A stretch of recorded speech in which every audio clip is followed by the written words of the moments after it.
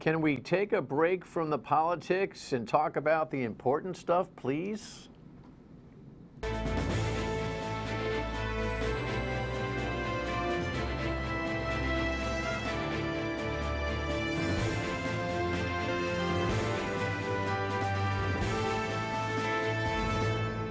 The Dan Yorke State of Mind program is brought to you in part by Lookout Rhode Island and Takeo Comfort Solutions.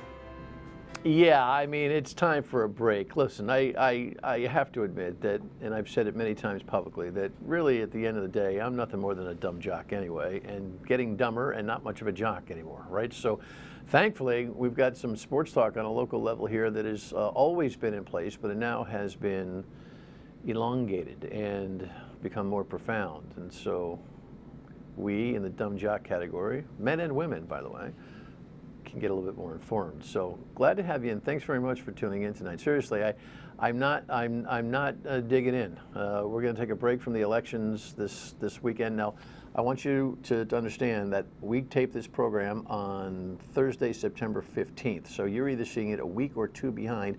It's all schedules and some vacation time and all that kind of stuff and logistics that come into play there. But I've been itching to get my friend Kevin McNamara on, and here's the headline that kind of inspires the itch.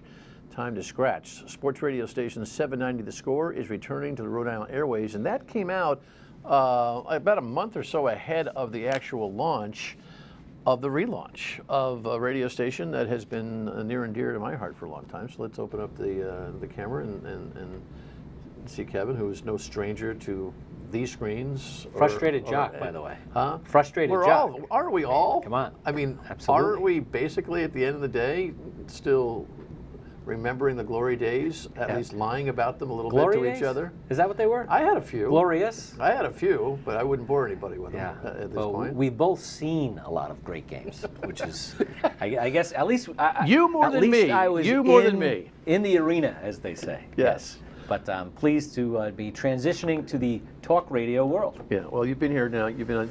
So, set the scene. Kevin has been at WPRO now for how long? A year? About a year and a half. Year and a half. Mm-hmm. Time flies when one is having fun. Yeah. And what's interesting is that Cumulus Broadcasting, who owns WPRO and sister station WPRV, along with some major FMs, as I'm sure you're aware, decided to throw back from what was a business talky syndicated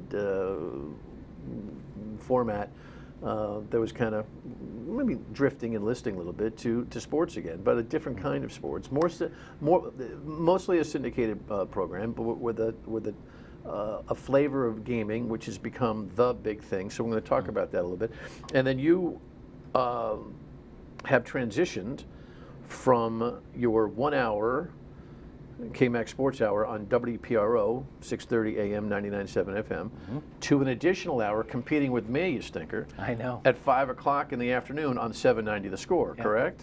Correct. But Correct. I mean, I know it's correct. We're in the building. I think my people don't really venture into the Dan Yorke show, but that's just a guess. Just a Well, guess. you know what? But you never know.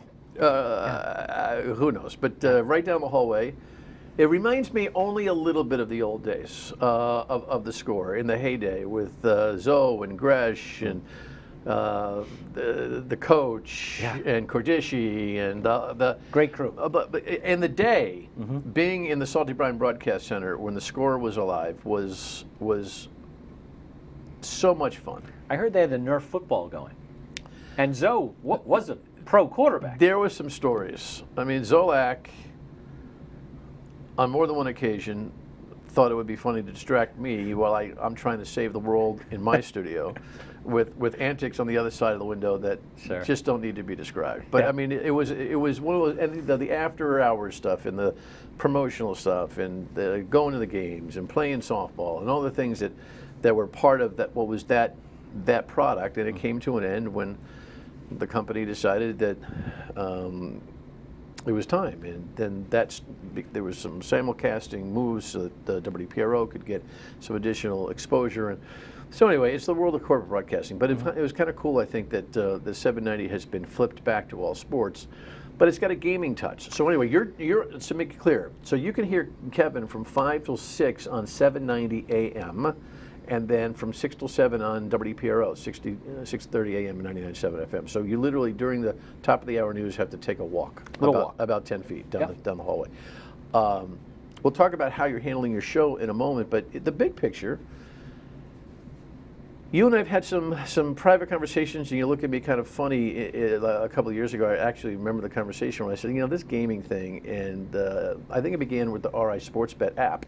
Yes. I was uncomfortable with it because I thought that my fanship would be affected. My concern about wins and losses, my Giants loyalty, could I ever put $1 on it? How would it change the way people see games? And you quickly dismissed my concern. I think I said it's the future. Yeah, like get with it, pal. Yeah. Right? So a couple things. 790 The Score for 2 hours, 5 to 7, and from 6 to 7 simulcast on 790 AM and WPRI. Right, I'm sorry. Right. So you remain on 790 the entire time. But 790 is also a place where there's games. The Yankees, the Celtics, Brown football and basketball. So that's a busy game action as well. But on 63 and 99.7 FM. Anyways, too much inside radio. But the gaming part, nationally on 790 The Score, the majority of the time are some network shows right out of Las Vegas. MGM, Caesars, all the big boys, they have little radio studios in their casinos, in their sports books, and then push out these national shows to stations around the country. And I tell you, at first I was like, what exactly is the content? The content isn't just, hey, the Patriots point spread is 6 and you should do this and you should do that and you should make a parlay here. And they also get writers and insiders and get them on their shows, just like I do on mine, and dig down on the teams. So you might come across a half hour, an hour where they really don't talk about point spreads. It's really good, informative sports radio, I think. And then you get the local spin with the Kevin Mack Sports Hour from 5 to 7 and 6 to 7. It's really fascinating how times change. I noticed that there was some national sponsorship that has been attached to the NFL period over the course of the first weekend that we saw the first games this weekend. And it was a moment in time where I said, holy cow. There used to be a time when sports betting was something that nobody wanted to hear about. Real taboo. It was the elephant in the room. Right. Right? And now it's not the elephant in the room. Now it's an official sponsoring partner. I think it was either FanDuel. I think it was FanDuel maybe. And Caesars, I think, has a relationship with the NFL as the NFL is the official stat provider to Caesars. So whatever that means, you know, I think I can look up the stats and send them to Caesars myself, but they have totally embraced it. Bob Kraft from the Patriots is one of the initial investors in DraftKings, the Boston-based company. And I think we've talked about this before. The future is you pay your $60 for a bad seat, your $250 for a medium seat, your $1,000 for a real seat at Gillette Stadium, and at every seat is a console, and you can bet on every play. That's the future, and it's probably closer than you think. Bet on every play? Okay, it's 3rd and 4. The Patriots, are they going to get a first down? Yes, no. That is truly what they want, because think about the take. Look, the only place that has had some, what would be considered to be the proposition bets, silly questions that you can bet on in terms of what's going to happen, were something that even 20 years ago, if somebody was really working hard as hosting your Super Bowl party, that, you know, a guy would come around, you know, and say, look, you know, pick a number. You know, $100 in, answer all the questions. Who's going to score the first TD? Who's going to kick a field goal? How long will the field goal be? And as a novelty, everyone would kind of go, oh, that's fun, and be cheering for it. But even my first experience with that, I found myself, especially if my team wasn't in it, and often your team isn't in it, right? Less concerned with the outcome of the game and the purity of the sporting event, and more concerned about, don't go over that because this could be a 47-yard field goal, and I guess 48, that kind of thing. And you're telling me now that people are going to be in the stands making those kinds of bets, continually? That is what they want. So in NFL football, everyone bets on the spread before the kickoff. They want some options in-game betting. And in-game betting changes. This point spread on Sportsbook Rhode Island, for example, does change from play to play. The point spread, if New England goes up 7, the spread's going to switch a little bit.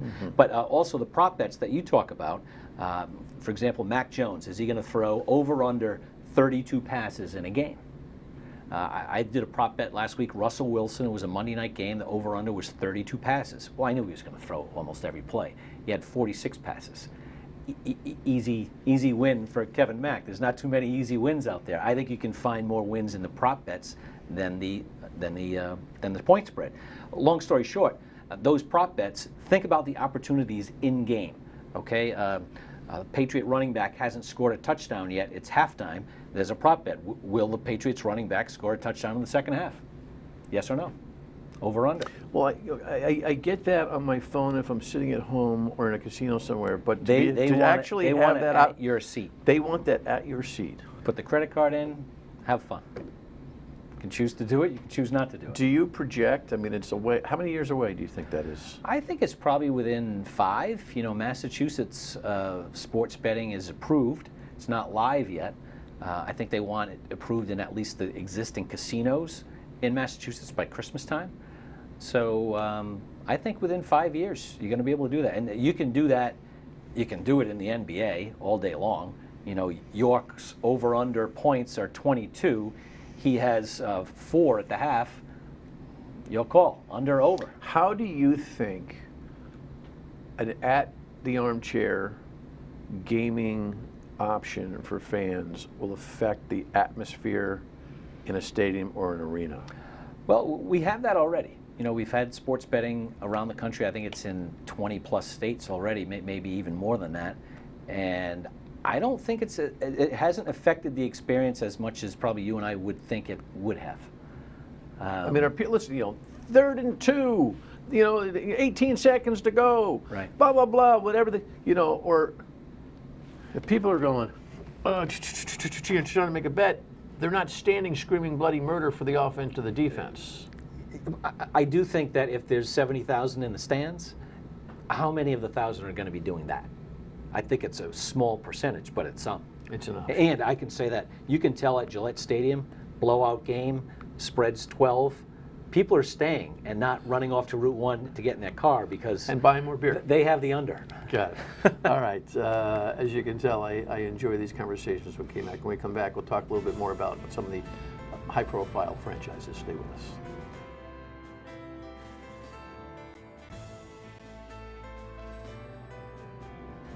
All right, so hitting to a couple different fields here. Oh, I'm stealing Mr. Reynolds' thought process from the Saturday column that we miss so much. But sure. By the way, K-Mac's sports talk show, of course, is 5 to 7. 5 to 7 on 790 AM, and from 6 to 7 still on WPRI, following me on the radio station. I have to say, before we get into a couple of things, the transition may have been a couple of weeks trying to figure out how to run your own show, but right now it's like riding a bicycle. It's a great listen. I appreciate that. It's a great listen. Obviously, as a sports writer for 31 years, I was all over sports radio my whole career and really followed it and knew an awful lot of the hosts. The Boston stations, I think, do as good a job as anyone in the country. And I never envisioned myself doing this. And it took a while, the transition. Huge respect for the guys who do it, for 30 years. But it's fun. You're in a good flow. It's fun, and I appreciate it. And you've always done a terrific interview. So, and there's an equity and credibility brand that you bring to the table. We all know you for your high-level expertise in networking basketball. We'll talk about that in a second. But just give me a tidbit. Again, you could be seeing this after the Patriots have played 2 or 3 games, just based on schedule. But right. Out of the box, a little tough. This will put you in a funny place. People have already seen 1 or 2 more games. I'm going to predict them. I don't. But just tell me what your thought process is about this franchise. Yeah. Is it destined for some period of mediocrity here, or are they gonna make a run? Well, it was interesting. This is we're speaking before the Pittsburgh game, and Pittsburgh's coach Mike Tomlin, one of the best, has been there for a long time. He labeled his program and the Patriots franchise as both in transition, Well, we're in year 3 of transition after Tom Brady. He's in year 1 after Ben Roethlisberger, and I think he's still spot on.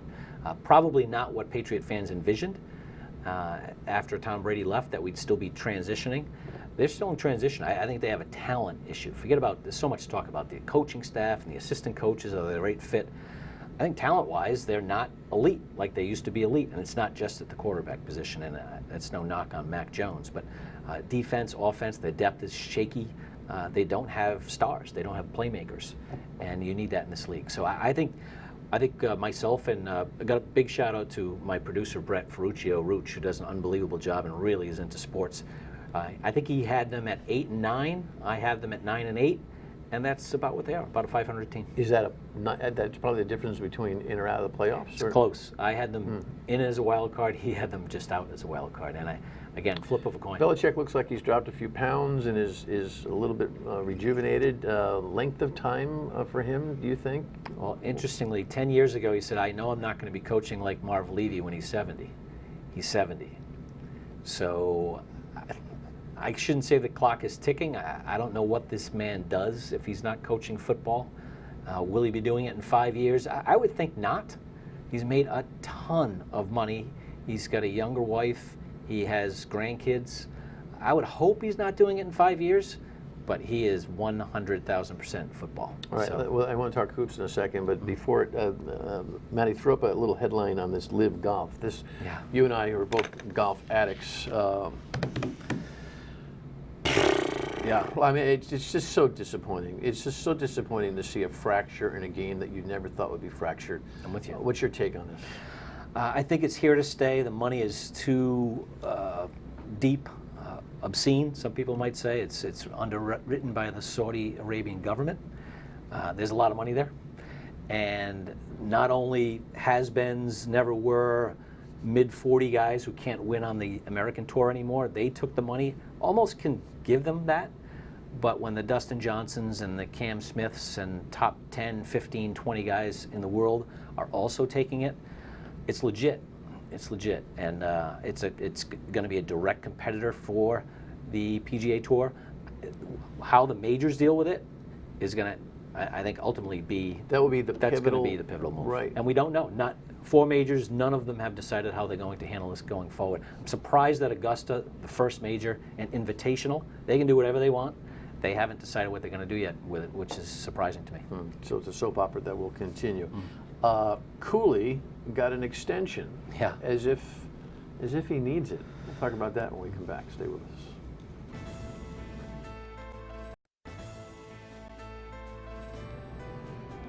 So we're hanging with Kevin McNamara. Of course, he's available not only as a scribe, but in his new career as a sports talk host, and an expansion on WPRV, meaning AM 790 The Score, which is flipped back to all sports and with a flavor of sports gaming.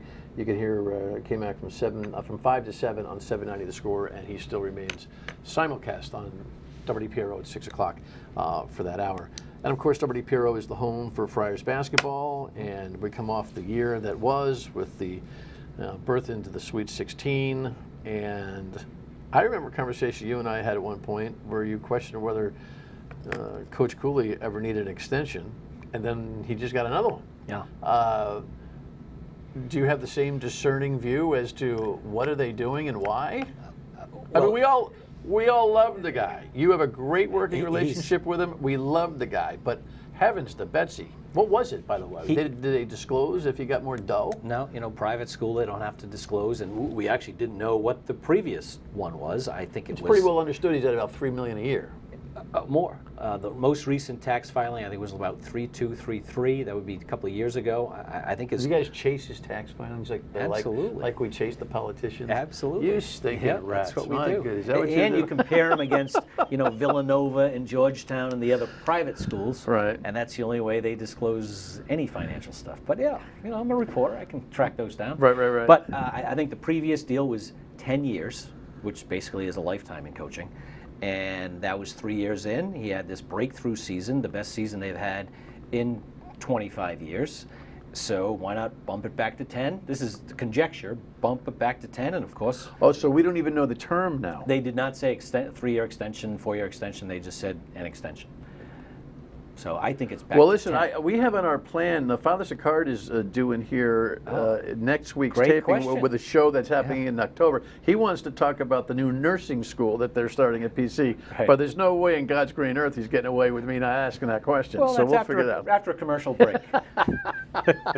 But So he's here for good. yeah, what they have said is you always have to keep investing in these programs, and it's true. And you've been up to their practice facility. It's a Taj Mahal. It's one of the best, by all accounts, in the country, in the Big East. But you know, there's only so much money you just keep throwing at the assistants and the travel and the food for the players. And now we have name, image, and likeness, and it has to be a pool for that. It's unending in college sports. And when you stop investing in the program, people go by you, and I do believe in that. But is it more money for the head coach? Of course.